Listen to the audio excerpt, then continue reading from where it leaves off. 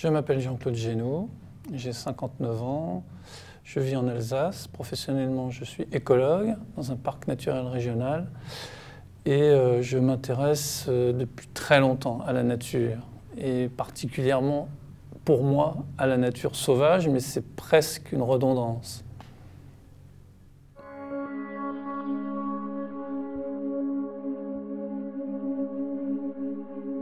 D'abord, j'ai un parcours qui n'est pas tout à fait typique puisque j'ai commencé par faire des études de chimie et ensuite je me suis tourné vers l'écologie. Et j'ai voulu concrétiser, on va dire, mon cursus universitaire en présentant un doctorat d'écologie à l'Université de Bourgogne, dans le laboratoire de Bernard Frochot. Et en fait, je travaille sur un oiseau, sur l'écologie d'un petit rapace. Et donc, ça c'est pour ce qui concerne, on va dire, la partie études, mais très vite, je suis rentré dans le milieu professionnel et donc j'ai travaillé dans le parc naturel régional des Vosges du Nord, en l'occurrence. C'est un parc qui se trouve à la frontière allemande, au nord-ouest de Strasbourg, 65 km, où j'ai surtout, puis c'est un parc forestier, j'ai surtout travaillé sur des problèmes de forêt. Et j'avais déjà ce goût de la forêt, donc en fait, je n'ai pu que concrétiser professionnellement un goût que j'avais déjà depuis très jeune, où j'aimais aller me promener dans les forêts de ma région d'origine, à savoir le plateau lorrain, les côtes de Moselle, des forêts assez sauvages, très différentes de celles que j'ai retrouvées dans les Vosges du Nord. Ce sont des forêts sur grès, plutôt plus pauvres, moins riches en diversité. Alors que dans ma jeunesse, je fréquentais les forêts qui se trouvaient dans des terrains militaires, énormément des anciens taillis sous-futés, énormément d'arbustes et beaucoup déjà de broussailles et d'interpénétration entre les différents arbustes calcaires, le prunelier, l'aubépine, etc., le fusain.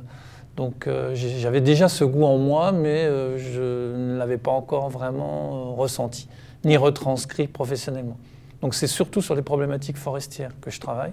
J'essaye en fait, puisqu'on a un parc forestier à 60%, et beaucoup de forêts publiques, 70% de forêts publiques, là où je travaille, eh bien d'intégrer au quotidien dans la sylviculture les principes de protection de la nature et de l'écologie, c'est-à-dire la protection des gros arbres, la protection du bois mort, la prise en compte de certaines espèces, mais de réfléchir de manière globale, d'avoir une approche vraiment d'écologie et pas de s'intéresser à quelques espèces sans se soucier de la gestion et des aménagements forestiers globaux. Donc je m'intéresse plus à la structure des forêts, au diamètre d'exploitabilité, à ces choses-là. Car ça a un impact fondamental. On n'a pas le même type de forêt si on fait des forêts avec des diamètres d'exploitabilité 40 ou 45 et des forêts où on laisse les arbres pousser à 70-80. C'est évidemment pas du tout la même chose. Donc voilà un petit peu déjà le parcours professionnel. Évidemment, je me suis aussi beaucoup intéressé à ce qu'il y avait en dehors du parc où je travaillais. Et donc forcément, quand on s'intéresse à la nature et au sauvage, on va voir plus à l'est. Il y a forcément un tropisme vers les pays de l'Est. J'ai commencé à développer d'ailleurs une coopération scientifique et technique dans le cadre du programme L'Homme et la biosphère de l'UNESCO. Patronné par l'UNESCO, donc on était réserve de biosphère et on a eu une coopération avec une réserve en Biélorussie, un pays de l'ex-Union soviétique, qui évidemment a un contexte totalement différent et on s'est retrouvé dans des territoires très sauvages où sont présents des espèces que nous n'avions plus. Plus d'ours, plus de loups, plus de lynx, pas de bisons, pas de loutres, etc. Donc un rapport, un gradient de naturalité qui nous conduisait vraiment à être attirés vers ce genre de région. Et puis dans le cadre à la fois professionnel et personnel, évidemment j'ai pu visiter énormément de parcs, de réserves, d'espaces protégés en Roumanie, en Slovénie, en Slovaquie, en Pologne, en Russie, voilà. Et donc je peux dire que j'ai acquis une certaine connaissance du contexte, on va dire, d'Europe centrale et des espaces protégés d'Europe centrale. Ce qui ne m'a pas empêché, à côté de ça, à titre tout à fait personnel, là, d'avoir une petite passion pour l'Afrique, qui est aussi une terre de sauvages, au sens vraiment de nature primordiale. Et donc je me suis beaucoup intéressé aux grands espaces, notamment d'Afrique australe, et Afrique de l'Est. J'ai eu la chance de visiter le Zimbabwe, la Tanzanie, la Namibie, le Botswana, la Zambie, et donc de me familiariser avec cette nature africaine qui alors est totalement dépaysante. Et je pense qu'il y a quelque chose en Afrique qu'il n'y a pas chez nous, quelque chose de l'ordre de l'informel, difficile à expliquer, dans les senteurs, dans les lumières, qui attire, et une sorte de virus qui vous prend. Et quand vous avez fait un premier voyage, si vous l'avez, ce virus, vous avez envie vraiment de retourner. Et effectivement, c'est ce qui m'est arrivé. Mais je m'intéresse évidemment à la nature partout où elle est, et même évidemment près de chez moi. Et donc cette nature qui m'intéresse, c'est évidemment la nature spontanée. Je disais tout à l'heure que le sauvage, on n'a pas besoin de rajouter le qualificatif de sauvage à nature, parce que pour moi, ça va de soi. Ma définition de la nature, c'est tout ce qui se développe en dehors de notre volonté. Donc forcément, c'est tout ce qui est spontané, sauvage, autonome, et qui échappe réellement à notre volonté de maîtrise et de contrôle.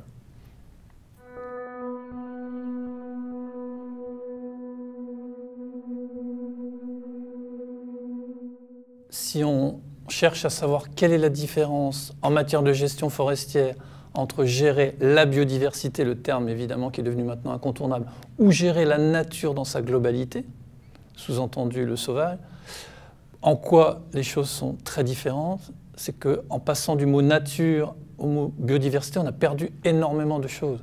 La diversité biologique, c'est une caractéristique propre de la nature, c'en est une, mais il y en a d'autres. Et tout le monde sait très bien que pour la nature, la diversité biologique, c'est presque une nécessité fonctionnelle.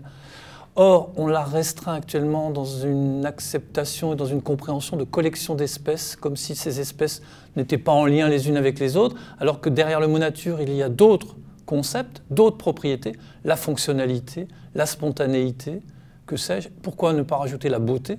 Et tout ça, c'est gommé par ce terme un peu technocratique qui s'appelle la biodiversité. Je vais essayer de montrer en quoi, dans la forêt, c'est pas du tout la même chose. Gérer la biodiversité en milieu forestier, on peut se contenter de conserver quelques petits patchs de bois mort pour telle chouette, tel pic qui se trouve sur une directive européenne. On peut se contenter de gérer artificiellement quelques mares pour tel batracien, le sonneur à ventre jaune par exemple. Et on pensera peut-être même à maintenir une petite lisière, une petite pelouse intraforestière qui a besoin d'être fauchée pour maintenir tel ou tel papillon. Mais on ne se préoccupera absolument pas de la gestion globale, c'est-à-dire des processus évolutifs. On ne regardera pas comment cette forêt est gérée au quotidien par la sylviculture. Quand on rentre dans la question forestière par le biais justement de l'approche naturelle, par le biais de l'approche des processus évolutifs, alors là c'est très différent. On s'intéresse à la structure, à la composition, on regarde l'indigénat, on regarde la naturalité. Derrière le mot nature, il y a naturalité. Naturalité, par définition, c'est le caractère naturel des choses. Est-ce que les espèces sont liées à la station? Est-ce que la structure, est-ce que la maturité de la forêt permet la survivance d'un certain nombre d'espèces, etc. On regarde effectivement le mode de régénération. Est-ce que c'est de la régénération naturelle qui fait appel à la banque génétique des arbres présents, ou est-ce qu'on fait des plantations? Donc il y a tout un ensemble de choses qui vont bien plus loin que la prise en compte simplement de certaines espèces réparties comme ça dans une forêt. C'est une approche beaucoup plus exigeante. C'est vraiment une approche où on regarde effectivement la dynamique spontanée, on regarde les processus écologiques, on regarde le sol. Est-ce que dans la gestion forestière courante, dans les travaux, on fait attention à ménager les sols ou pas? Donc c'est quelque chose de bien plus difficile à mettre en œuvre.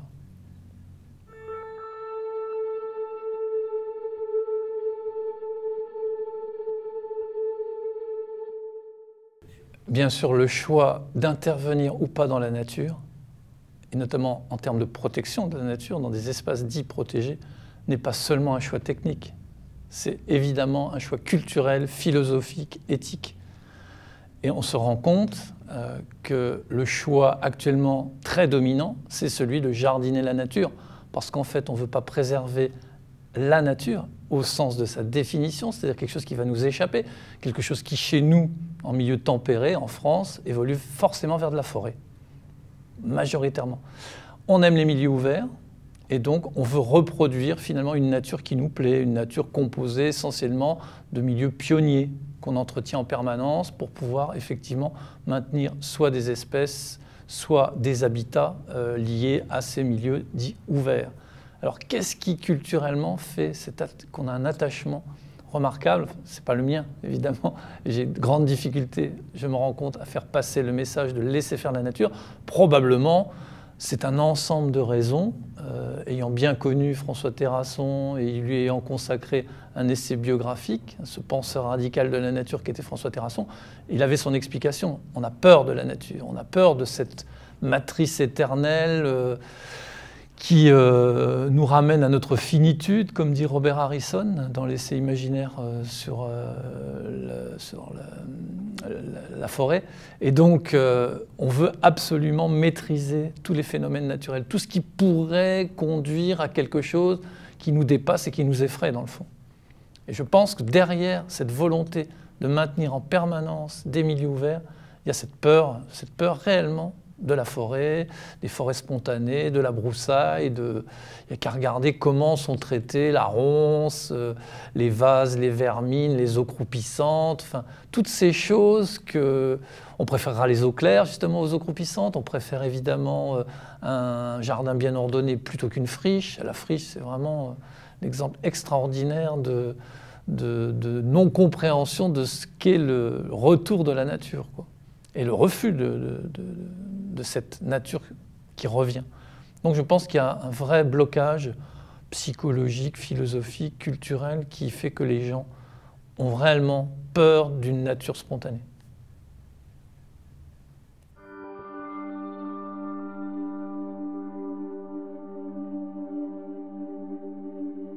François Terrasson a utilisé une formule assez choc, qui d'ailleurs, à l'époque où il l'a utilisée dans des écrits, voire dans des conférences, a passablement perturbé le monde de la protection de la nature français, c'était protéger, c'est détruire.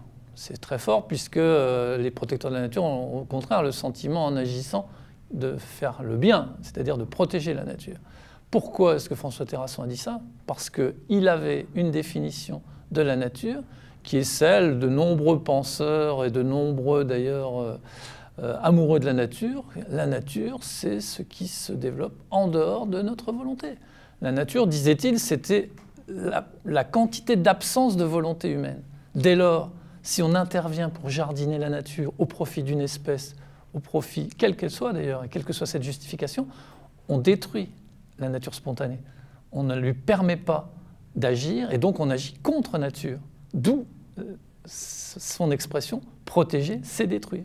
D'autant plus qu'il s'appuyait, pour le dire, sur pas mal d'exemples, à l'époque où il était encore très très actif dans ses conférences et dans ses travaux, qui se produisaient dans toutes les réserves naturelles françaises, dans des parcs ou dans les conservatoires, où il y avait des actions extrêmement fortes, à coups de bulldozer pour faire des mares, on brûlait des landes pour telle espèce, etc. Donc il était facile pour lui d'utiliser tous ces exemples pour dire mais regardez, la protection finalement c'est de la destruction.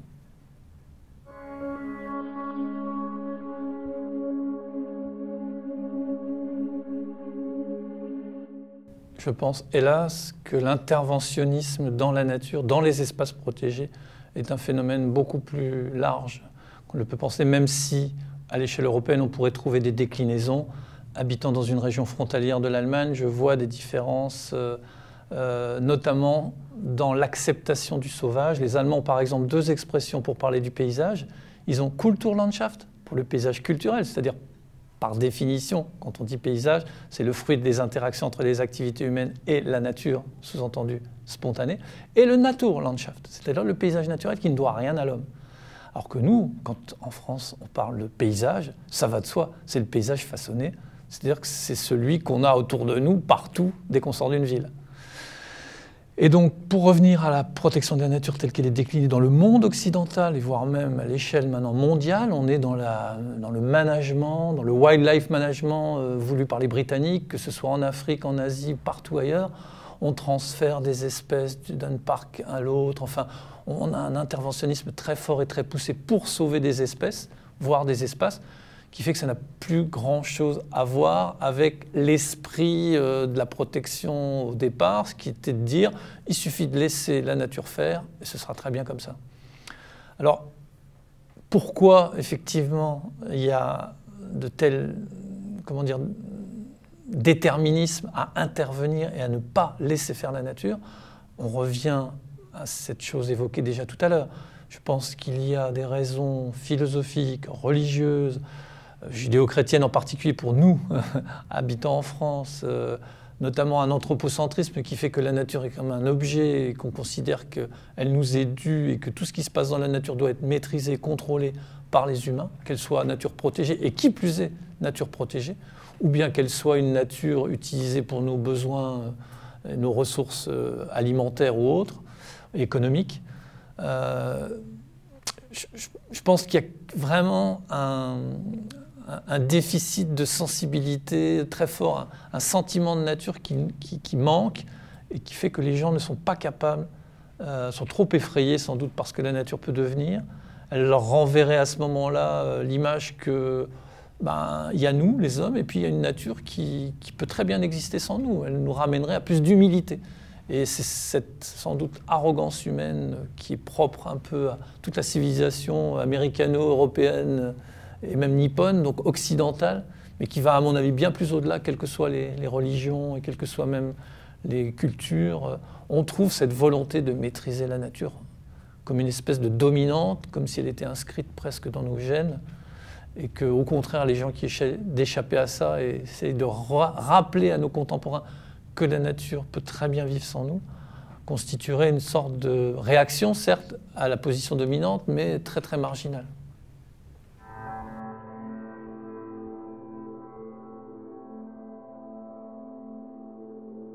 Mais quand on évoque le fait de laisser faire la nature dans un pays comme le nôtre, relativement peuplé, avec des activités économiques qui dominent largement les campagnes françaises, on nous renvoie effectivement le concept américain de wilderness.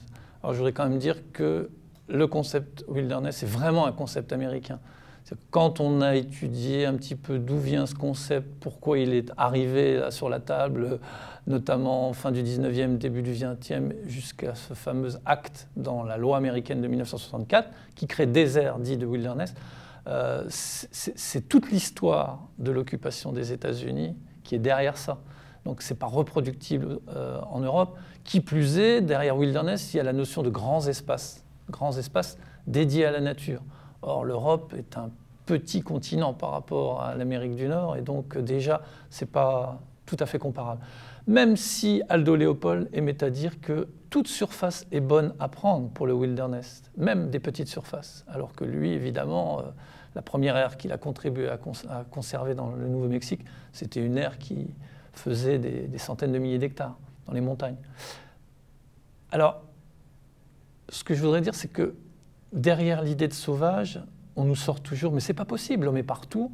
De toute façon, on a transformé tous les milieux, il n'y a pas de nature sauvage. Mais bien sûr que si. Seulement les gens sont soit aveugles, soit de mauvaise foi, ils ne veulent pas la voir. Elle est partout. C'est l'herbe folle qui perce sur le béton d'une maison abandonnée.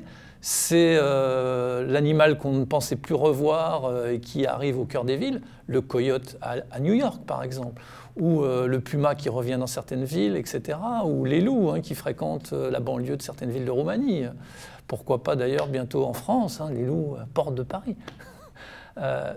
Il y a énormément d'expressions du sauvage. C'est le bois mort qui se forme là au fond de votre jardin, parce que vous ne touchez plus à l'arbre.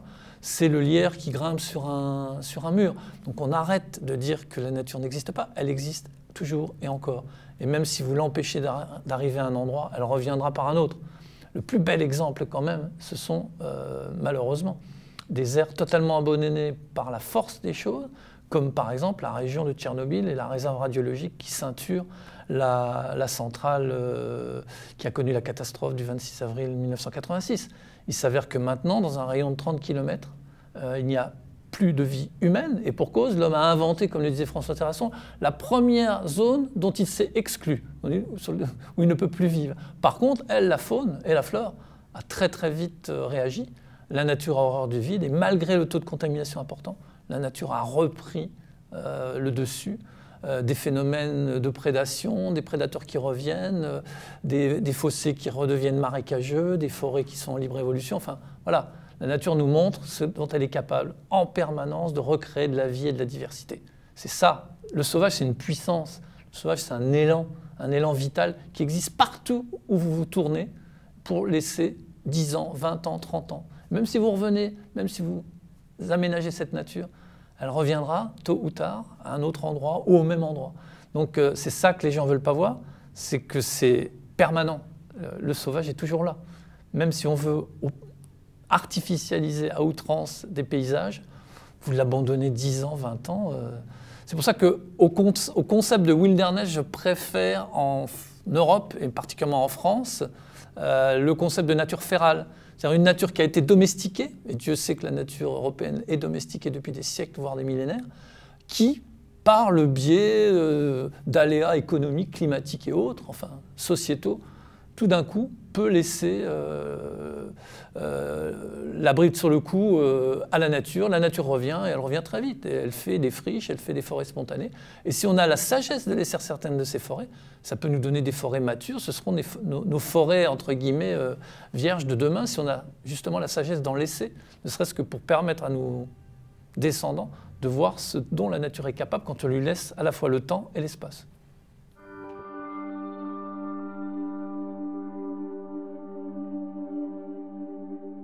Ce qui pourrait paraître contradictoire, c'est de vouloir gérer quelque chose de sauvage. C'est presque schizophrénique. Comment vouloir gérer quelque chose qui, par essence, nous échappe? Mais je referme la parenthèse, je ne vais pas évacuer la question. Dans les mouvements rewilding, ce qui est intéressant, c'est d'avoir des gens qui se disent, effectivement, des territoires actuellement se dépeuplent, sur le plan humain, bien sûr. Est-ce que ces territoires peuvent être le théâtre d'expériences de restauration du sauvage. Pour employer un mot français, rewilding, c'est ça, c'est retour du sauvage en fait. Alors, je ne sais pas si la référence, elle est vraiment d'aller jusqu'à des espèces qui ont vécu au Pléistocène. Toutes les expériences qu'on voit là actuellement, que ce soit dans la péninsule ibérique, dans certains pays de l'Est, ou bien en Hollande, dans le grand polder, là, c'est quand même... Rewilding Europe part beaucoup et soutient beaucoup de projets où il est question de mettre à un endroit donné, parfois même des endroits clôturés, donc où est le sauvage, point d'interrogation, des animaux herbivores. Et pas seulement des herbivores sauvages, mais des herbivores aussi domestiques, disons-le comme ça, ou des races assimilées, des croisements, par exemple, la reconstitution de l'auroch, le tarpan, qui ne sont pas des animaux sauvages, qui sont des animaux qu'on ne retrouve que dans des parcs ou dans des endroits clôturés. Éventuellement du bison, et encore, mais je ne connais aucune expérience pour l'instant, sauf dans certains pays de l'Est, comme par exemple le parc national de Poloniny, dans les Carpates de l'Est, à la frontière entre la Pologne, l'Ukraine et la Slovaquie, où des bisons ont été volontairement relâchés dans ces montagnes qui culminent à 1500 mètres d'altitude, sans clôture, quoi. Mais partout ailleurs, toutes ces expériences que soutient Rewilding, il y a quand même derrière une espèce d'image, alors là pour le coup, un peu fantasmé du fait que la nature et le retour du sauvage, c'est forcément les ongulés, les herbivores. Oui, mais alors les herbivores sauvages, qu'on laisse augmenter les densités de cerfs, de chevreuils, de sangliers, et pourquoi pas quand il peut y en avoir de l'élan, et pourquoi pas du bison, mais pas forcément des herbivores domestiques. Donc je serais un peu plus réservé sur ces expérimentations qu'on attribue ou qui sont soutenues largement financièrement par le mouvement Rewilding Europe. Parce que par ailleurs, il y a un autre mouvement qui s'appelle Wild Europe, qui, elle, consiste à réellement laisser faire la nature, mais se rendre possesseur, quand ce sont des terrains privés, de très grandes surfaces. Il y a des grandes expériences comme ça en Roumanie en cours, en Irlande, enfin dans différents pays de l'Union européenne, où là, l'idée, c'est plus des biotopes. Et après, une fois que ces biotopes, on en a à peu près... on a la garantie qu'il y a une gestion, on va dire, publique possible, ou en tout cas qu'il y a un clair choix de laisser faire la nature. À ce moment, c'est la nature qui décidera, ce n'est pas l'homme. Parce qu'en fait, si on veut favoriser le retour du sauvage, est-ce que la meilleure des choses, ce n'est pas justement de laisser la nature décider de quelles espèces vont revenir? Et c'est ça peut-être qui est le plus intéressant.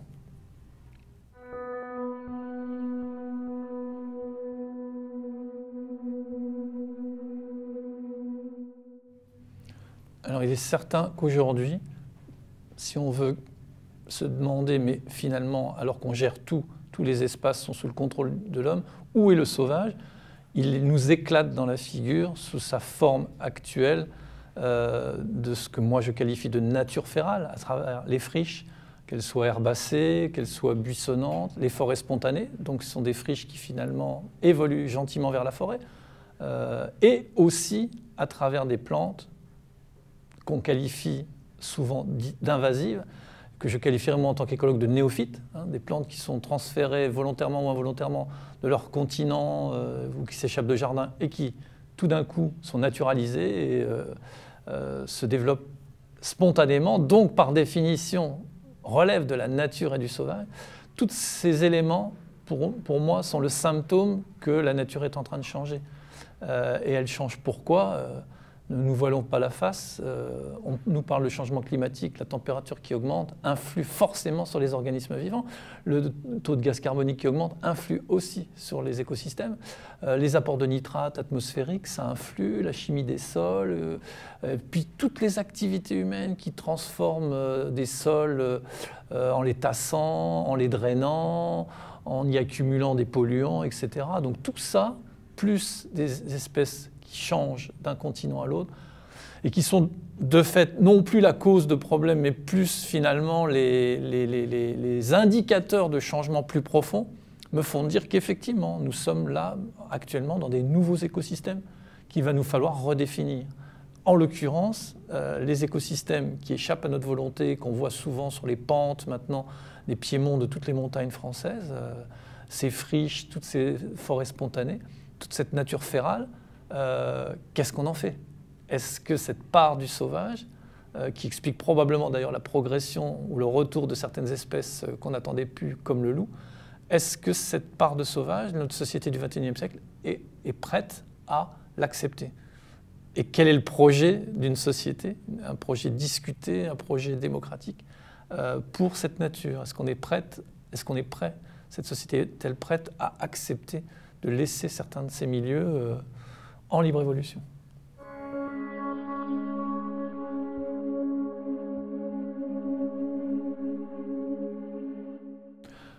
Le loup, comme la nature en général, c'est un miroir, hein. Il nous renvoie en fait la manière dont on conçoit cette nature. Et donc, qu'est-ce qui nous renvoie comme image? Le loup, l'image d'une société qui se déchire, quelque part. En tout cas, les groupes qui s'expriment, bien sûr. L'écrasante majorité de la population ne s'exprimant pas forcément. Et donc, une société qui, manifestement, en tout cas, n'a pas l'air d'être prête à accepter une trop grosse dose de sauvage, même si j'ai bien conscience qu'effectivement, le loup peut poser des problèmes économiques. Mais si la sensibilité à la nature sauvage, si l'éthique de la nature n'était pas plus développée, pardon, forcément on serait dans un contexte certes qui présenterait des difficultés, des débats, des conflits, mais qui ne serait pas aussi exacerbé qu'il l'est particulièrement, je trouve, en France, où on en arrive quasiment à un climat où on diabolise l'espèce. Enfin bon, on se croirait, je pense, revenu à l'époque où les loups posaient réellement de sérieux problèmes en France, où ils étaient plus nombreux, où ils pouvaient même s'en prendre aux humains et où ils véhiculaient la rage. Alors que là, de quoi parle-t-on? À peine de 350 individus qui sont souvent cantonnés quand même dans les massifs montagneux, même si maintenant, peut-être du fait d'une mauvaise gestion, c'est-à-dire des tirs qui sont acceptés sur certaines meutes, éclatent ces meutes et donc déstructurent les meutes et donc finalement peut-être provoquent la dispersion encore plus grande de l'espèce, voire dans une meute, normalement seul le couple alpha chasse, si on tue un des deux ou si on tue les deux individus qui forment le couple dominant, peut-être que tous les autres sont contraints d'aller chasser. Donc forcément, ça augmente l'effort de prédation sur le cheptel domestique. Enfin, tout est imaginable. Il n'y a pas d'études d'ailleurs pour essayer de nous apporter des éléments plus convaincants pour pouvoir trancher ou pas. Donc on voit bien qu'on a une réaction, cette société a une réaction plutôt de crispation et vraiment de repli sur soi, plus qu'un débat serein qui pourrait effectivement être évolué en se disant, voilà, il y a des zones où effectivement, manifestement, la présence du loup poserait de gros problèmes. Il y a des zones où ça ne doit pas poser de problème, les cœurs des espaces protégés par exemple, les réserves naturelles ou les parcs nationaux, et on voit bien que ce n'est pas le cas. Donc finalement, personne n'en veut, enfin, si on fait la conclusion globalement du loup dans les campagnes françaises. Et c'est vraiment symptomatique d'un repli, oui, effectivement, et d'un refus vraiment du sauvage.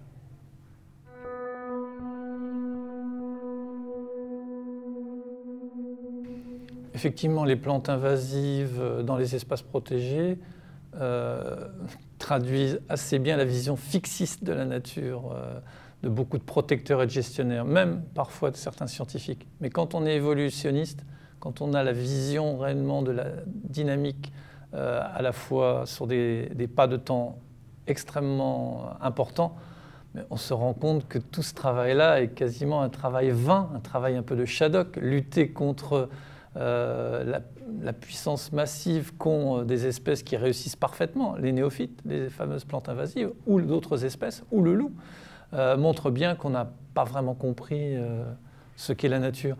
J'aime beaucoup la phrase d'André Langanet, un généticien quand même assez connu, qui dit « Vouloir conserver une nature qui par essence ne cesse de changer, c'est un mirage lié à la courte durée de vie humaine. » Ah ben on en est là, le gestionnaire ne voit pas que même les espèces, à la limite, qu'il veut protéger, sont des espèces qui sont peut-être chez nous à peine depuis quelques milliers d'années, qui n'y étaient pas avant, puisqu'on peut penser qu'à un moment donné, ni les conditions climatiques, ni la forêt qui couvrait sans doute l'ensemble du territoire français ne permettaient à des espèces de milieux ouverts, auxquels tiennent tant maintenant les protecteurs et les gens qui font du jardinage écologique, de protéger contre quoi? Contre la dynamique naturelle, contre des espèces invasives qui maintenant sont des conductrices, même pas des conductrices, des passagères d'un changement beaucoup plus global qui va peut-être laminer tout. Et quand le changement climatique va réellement, je dirais, passer à la vitesse supérieure, les petits musées à ciel ouvert que forment beaucoup d'espaces protégés aujourd'hui n'y résisteront pas.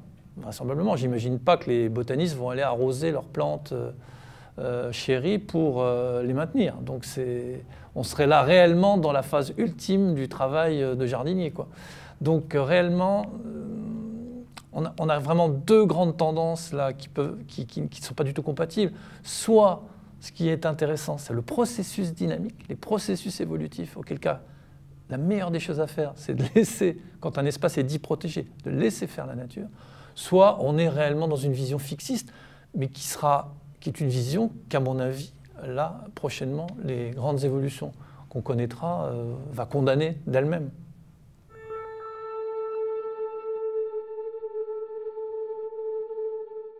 Effectivement, les friches, c'est un très beau éco-symbole, on pourrait dire. Et elles souffrent quand même d'une chose, c'est une absence totale de reconnaissance. Les gens survalorisent les espaces ouverts et reconnaissent une grande richesse aux vieilles forêts. Entre les deux, il y a les friches. Hors statut économique, statut social, et évidemment hors statut scientifique, puisque très peu étudié, on connaît mal ces milieux intermédiaires, à quelques exceptions près. Très peu de scientifiques étudient les friches actuellement en France.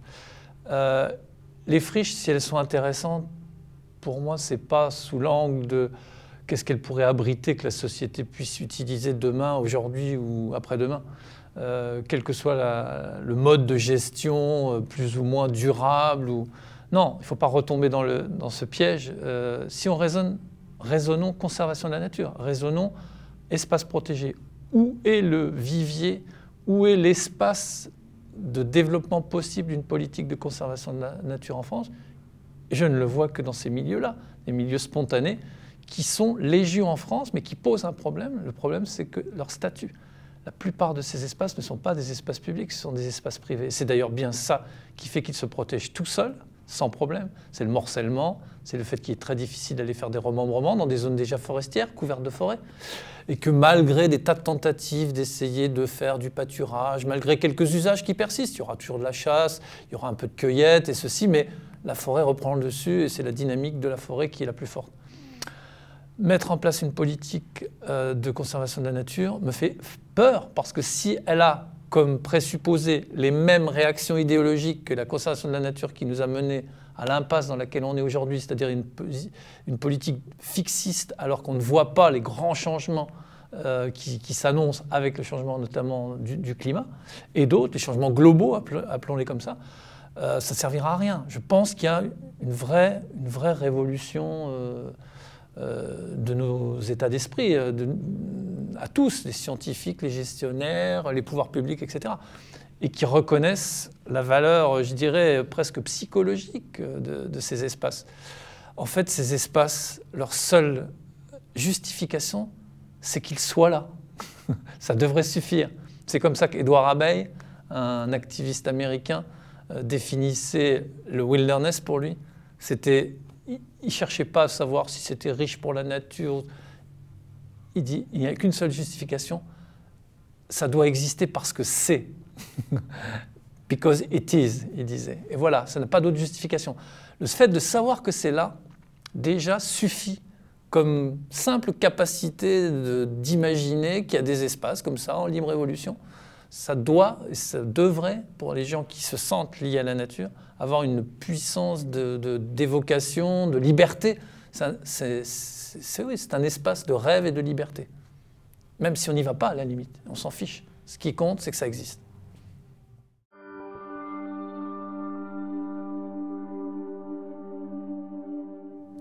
S'intéresser à la nature sauvage, s'intéresser aux sauvages, qui pour moi est un peu la valeur intrinsèque de la nature. C'est ça, sa valeur intrinsèque, c'est d'être sauvage.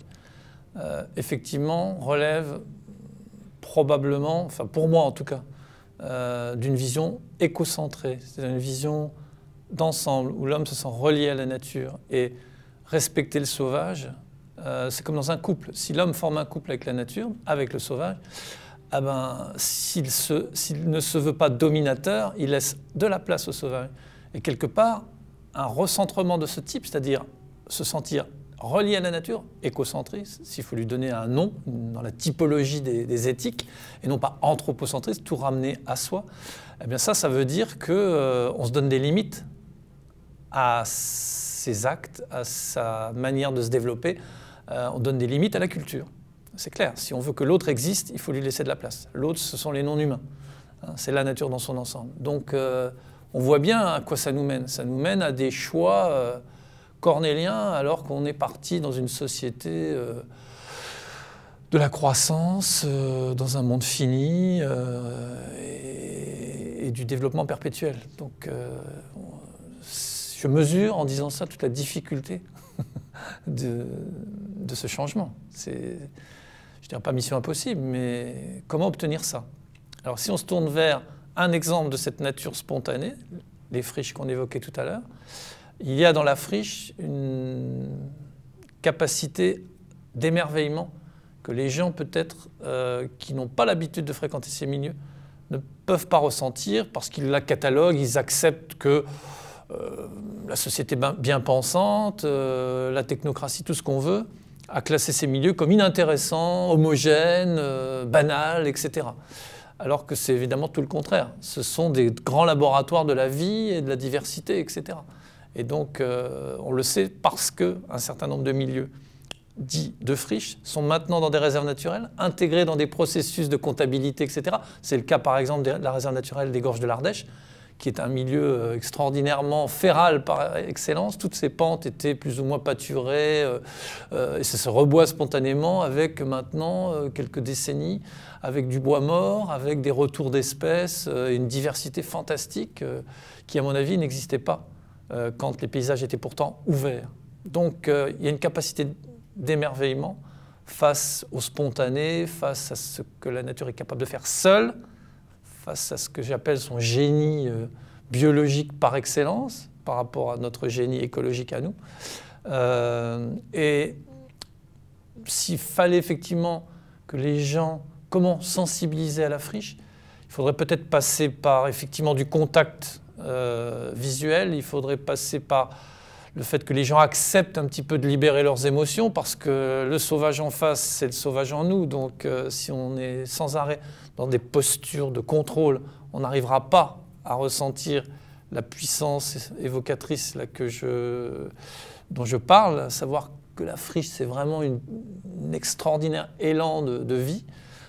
Et de bons médiateurs peuvent être les artistes, effectivement. Des artistes travaillent sur cette question de la nature du sauvage, voire des penseurs comme Gilles Clément, qui a été un des premiers à défendre la cause des invasives dans son très bon ouvrage L'éloge des vagabondes. Donc en disant, lui qui pourtant est un maître du contrôle du paysage, puisqu'il il enseigne dans une école du paysage, il se veut lui-même jardinier, donc jardinier qui ordonne un peu à la nature. Maintenant, il intègre le sauvage, il intègre les espèces néophytes dans ses productions paysagères, dans ses jardins, montrant qu'il y a tout à fait possibilité de faire coexister de la nature, entre guillemets, maîtrisée, et de la nature purement sauvage. Donc, il y a tout un travail de représentation qu'il faut essayer de faire surgir dans ces milieux, et je ne désespère pas. Un groupe existe actuellement au sein de l'Union internationale de la conservation de la nature France, qui est consacré à la nature férale et aux vieilles forêts. Un groupe auquel je participe, qui est piloté par Christian Barthaud. Et même si, évidemment, l'approche est très technique au départ et autres, on commence à voir arriver la vie d'un philosophe, la vie d'un sociologue, etc. Et il y aura forcément à travailler sur cette question. Si on veut effectivement que les politiques prennent en compte ces espaces, il faut qu'ils soient reconnus non pas sous l'angle scientifique, parce que c'est ça toute leur différence, mais qu'on les reconnaisse aussi sous l'angle esthétique, sous l'angle, je n'ai pas peur de le dire, poétique, voire même psychologique. Parce qu'en fait, cette nature-là, elle soigne mieux, contrairement à ce qu'on pourrait croire, l'état de stress dans lequel les gens se retrouvent en vivant dans les villes actuelles. Donc, il y a vraiment différents angles d'approche là, un peu nouveaux à explorer pour aboutir à la prise en compte réellement des friches dans les politiques de conservation.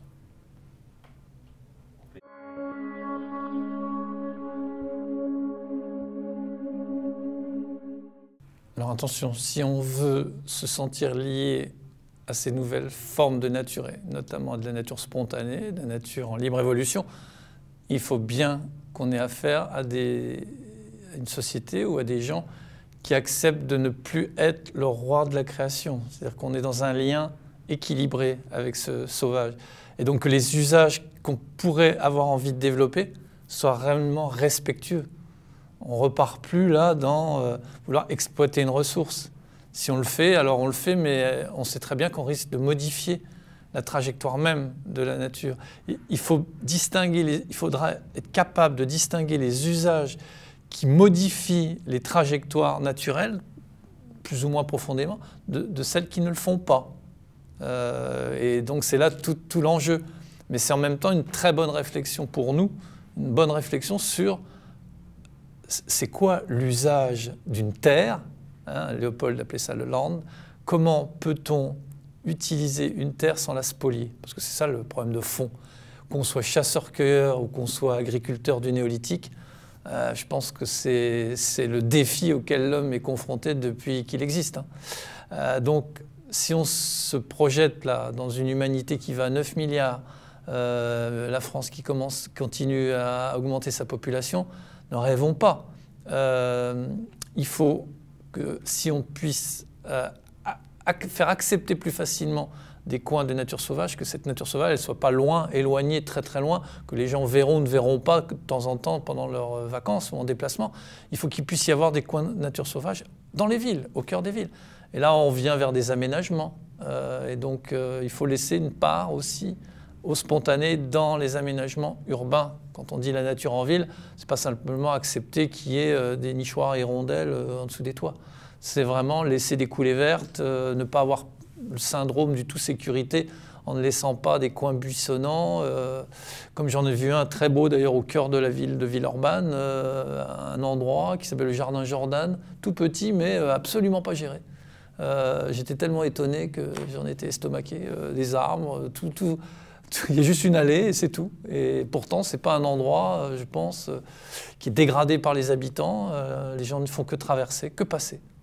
On retrouve l'idée de la wilderness d'ailleurs, un endroit où l'homme ne fait que passer. Il n'est pas habitant permanent. Les habitants sont autour, mais l'endroit, ils en profitent parce qu'il y a l'ombre des arbres, il y a le vent dans les feuilles, il y a tout ça. Il y a le fait qu'on se sent dominé par ces arbres et on se sent... Je pense que si les gens y viennent, ils se sentent bien. Ils ne sauront peut-être pas l'exprimer, mais c'est comme ça. Donc pour revenir aux usages, Je pense qu'il faut quand même qu'on soit vraiment prudent, sinon on repart tout de suite dans je vais utiliser cette nature à des fins diverses et variées. Il faut que les gens puissent aller dans ces endroits, puissent s'y immerger même, et en se disant le moins d'impact possible, hein, un peu comme les aborigènes. C'est-à-dire je vais y aller, mais il faut que je laisse le moins de traces possible. Donc déjà, ça demanderait toute une préparation. Mais j'imagine un certain nombre d'usages faciles, en dehors évidemment que les poètes y aillent, les pédagogues y aillent, et tout ce qu'on veut, ou les gens qui ont à apprendre des leçons de la nature. J'y verrais très bien des lieux pour y refaire les stages d'abandon nocturne chers à François Terrasson. Parce que c'est aussi avec des expériences psychologiques de ce type qu'on peut savoir où on en est par rapport à la nature. On a tous un travail introspectif, personnel à faire. Parce que le rapport à la nature, il est personnel. Il peut être culturel à un moment donné, c'est les sociétés tout entières qui prennent des décisions. On n'empêche que c'est la résultante d'une acceptation plus ou moins voulue de l'ensemble des individualités. Et si on laisse faire autant la destruction de la nature, c'est bien qu'au fond de nous, on n'a pas un rapport très apaisé avec la nature.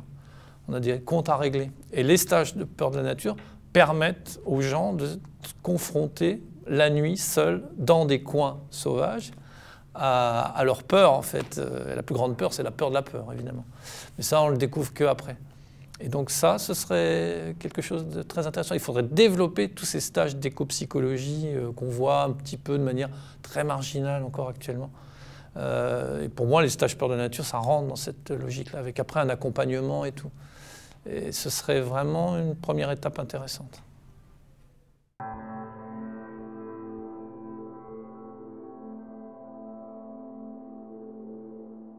Dans un de mes ouvrages intitulé « La nature malade de la gestion », je parle un peu de ça. Je parle donc de cette volonté de maîtrise perpétuelle des gestionnaires des espaces protégés en disant qu'ils souffrent, ces gens souffrent d'une maladie que j'ai baptisée la gestionnite, dont je fais la sémiologie dans l'ouvrage.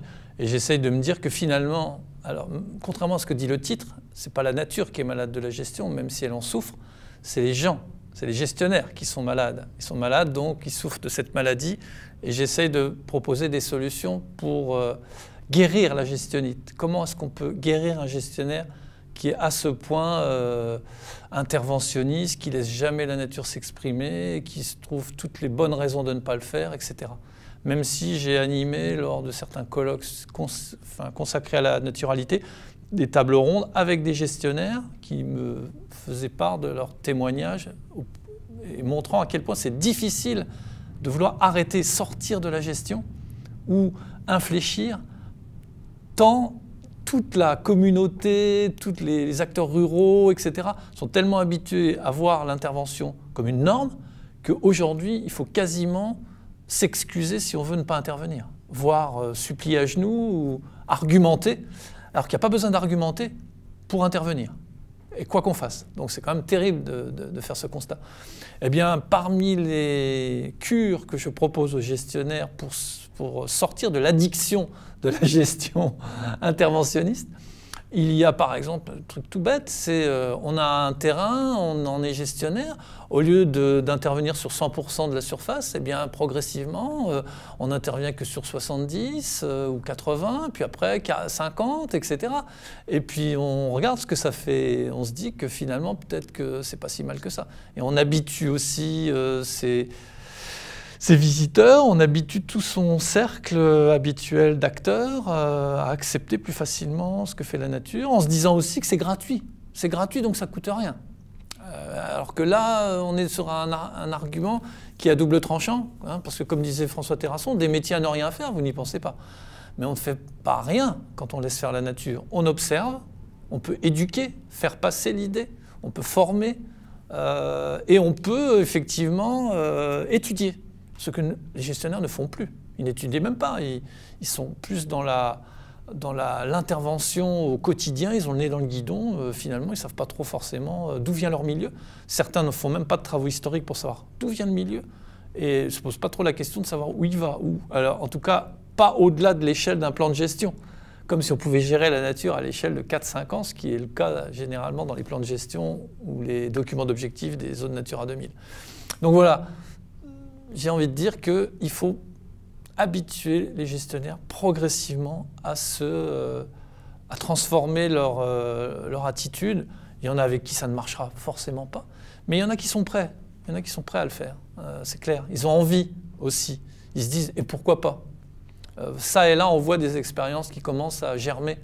Il y a un marais au sein de la Camargue, qui, Dieu sait, est un territoire protégé extrêmement intensif, qui a décidé d'arrêter le pâturage. En quelques années, même pas, c'est parti vers la forêt. La forêt, on ne connaît plus en Camargue. Hein. Il y a quelques arbres au bord du delta du Rhône, mais c'est tout. Hein. Donc, on voit que c'est possible. Simplement, je pense qu'il y a une perte de confiance dans ce qu'est la nature. Beaucoup de gestionnaires ne savent même pas comment fonctionne la nature. Dans le sens que ça va vers où? Mais on ne le sait pas. Et c'est peut-être ça qui gêne. C'est l'aléa. On est dans une société qui veut tout contrôler, qui veut tout maîtriser, ses émotions internes et ce que l'on maîtrise ou qu'on croit maîtriser à l'externe. Donc on veut tout cadrer, on ne veut pas de surprise, bonne ou mauvaise, on n'en veut pas. Donc c'est pour ça aussi qu'on ne laisse pas facilement laisser la nature en libre évolution. Mais je pense que c'est par ce type d'exemples qui pourront se faire ça et là qu'on arrivera peut-être le mieux à convaincre.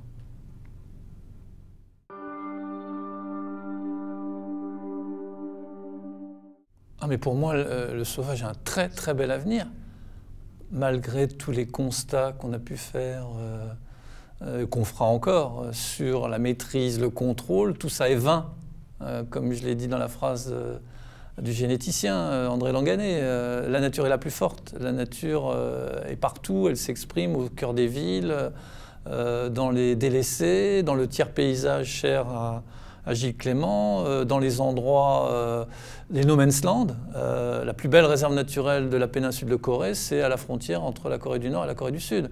La zone des 20 km de Fukushima ou la zone des 30 km de Tchernobyl, etc. Certes, on aimerait que les sociétés acceptent plus volontiers de laisser des endroits comme ça qu'à la suite contraints et forcés par des catastrophes industrielles, mais non, le sauvage... Et là, le plus gros travail qu'on a à faire, c'est sur le sauvage à l'intérieur de l'humain. Notre réflexe à nous, c'est-à-dire que nous ne sommes pas si éloignés, hein, comme le disait Paul Shepard, de nos ancêtres les chasseurs-cueilleurs. Donc on a toute cette filiation qui est encore là. Beaucoup de réflexes, je pense, des sociétés primitives peuvent encore finalement sourdre un petit peu parmi nos comportements d'hommes modernes. Il ne faudrait pas grand-chose pour que finalement on retrouve ces réflexes. Moi j'observe qu'il me suffit de vivre 8-10 jours dans la nature, en permanence, tous les jours, pour retrouver un odorat, l'ouïe, presque pas d'un animal, mais en tout cas de quelqu'un qui est beaucoup plus affûté, aguerri à tout ce qu'il sent, tout ce qu'il voit et tout ce qu'il respire dans la nature que l'homme moderne que je suis, qui passe beaucoup de temps devant un ordinateur et qui n'est pas assez sur le terrain à son goût. Donc on n'est pas si éloigné que ça aussi. Le sauvage en nous, il est là. Et il n'est pas forcément symbole de la sauvagerie comme on l'entend. Sauvagerie n'est pas barbarie. Hein. Actuellement, on a des très beaux exemples de barbarie. Le XXe siècle a été très fort aussi, enfin toute l'histoire humaine. Mais la sauvagerie, c'est peut-être ce qu'il y a de plus spontané en nous, mais qui peut aussi servir à vivre en bonne intelligence avec la nature, donc en bonne intelligence avec les hommes.